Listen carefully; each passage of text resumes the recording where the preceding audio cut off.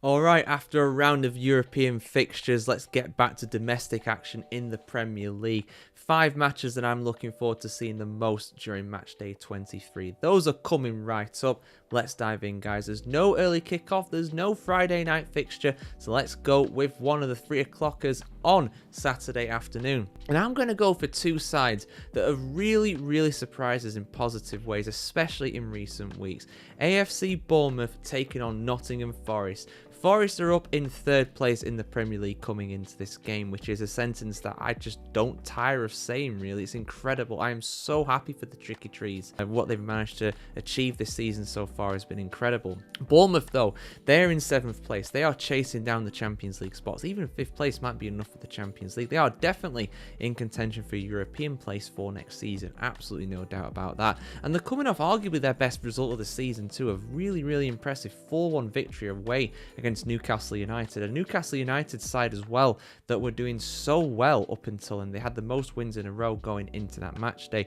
Forest only narrowly won at home against Southampton last time out, but to be fair, Southampton have proved to be a tricky prospect also against the likes of Manchester United too. So I'm not going to read too much into that, but you know what's going to happen in this game? What's going to happen? 2 teams that are usually in the midfield at best, going for the top, going for the very summit of the Premier League. 0-0. I'm going to a 0-0 draw. I think this is going to be a draw, and I feel like Forest are just going to nullify Bournemouth. Not too dissimilar to what Everton have tried to do it sometimes as well, and that sounds really disrespectful to Forest, but you know what I mean. A draw away against Bournemouth is not a bad result with how well they're doing at the moment, but hey, you know, Forest could easily win it, Bournemouth could easily win it. I'm going to go with a 0-0 draw. I'm going to go with them cancelling each other out in this one. Next up, let's go with the Saturday evening kickoff. Manchester City against Chelsea. These 2 sides played each other in the opening game of the season, and Man City were well on top, and I think it was 2-0 to Man City. That flattered Chelsea, if anything. Chelsea were really bad in that one. Since then, things have changed a lot. Man City went on an incredible run and then went on one of their worst runs in recent history, but have picked themselves up recently, although they obviously lost last time out in the Champions League to Paris Saint-Germain, so they're not doing as well as what they should be doing. Chelsea were doing well for a while, but then they went on a long winless run. But they did manage to get a victory last time out against Wolverhampton Wanderers. They looked better, but did they look good enough to beat Manchester City? Well, you know, I'm going to go for another draw. More entertaining, though. I'm being more optimistic about this one. I'm going for a 2-2 draw in this one. Desmond between Manchester City and Chelsea. They've both got a lot of firepower. They both have a lot of kind of open spaces at the back. I feel like the likes of Cole Palmer and Erling Haaland are really going to thrive in a game like this. And Palmer, I really back him to get a goal in this one. The guy is absolutely on fire, of course, but he's going up against his former side as well, so a bit of extra motivation there. Look at what you could have had. But yeah, let's go on to the 3rd game here. Tottenham Hotspur against Leicester City. This is one of the Sunday afternoon kickoffs, 2 p.m. to kicking off at the Tottenham Hotspur Stadium. So Leicester City are absolutely falling like a stone. Somehow they are only 2 points off of safety, but their losing run is extended to what, 7 games now, I think, something like that. It's been really bad for them. Also out of form are Tottenham Hotspur. Now, they did manage to get a decent win in the Europa League on Thursday night away against Hoffenheim. Admittedly, Hoffenheim also struggling, but Spurs are struggling to even get any kind of team out at this point.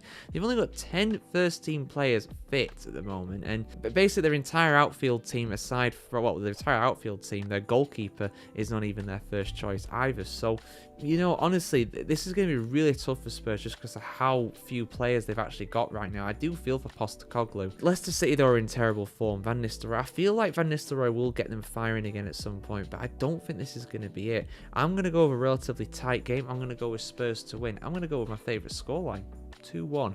But honestly, with how unpredictable Tottenham are, it wouldn't surprise me if Jamie Vardy rattles in a last-minute winner for Leicester. We'll have to come off the bench. I can honestly see that happening. But let's go next to Birmingham. Let's head over to Aston Villa for them taking on West Ham United. Now, these two know each other pretty well at the moment. Obviously, Villa and West Ham actually played each other in the FA Cup, Potter's first game in charge of West Ham. Now, they did take the lead in that one, did West Ham, but the side from East London did, in fact, lose that. Aston Villa coming back. Villa, though, coming into this one on a bit of a low, but so are West Ham too.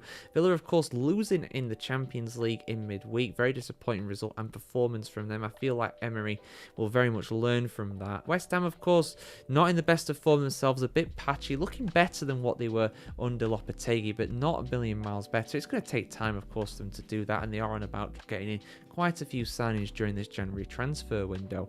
But what's going to happen here? Well, I'm going to go with Villa to win again. I'm going to go with it to be narrow. I'm going to go for a repeat. A 2-1 win to Aston Villa in this. And the last game.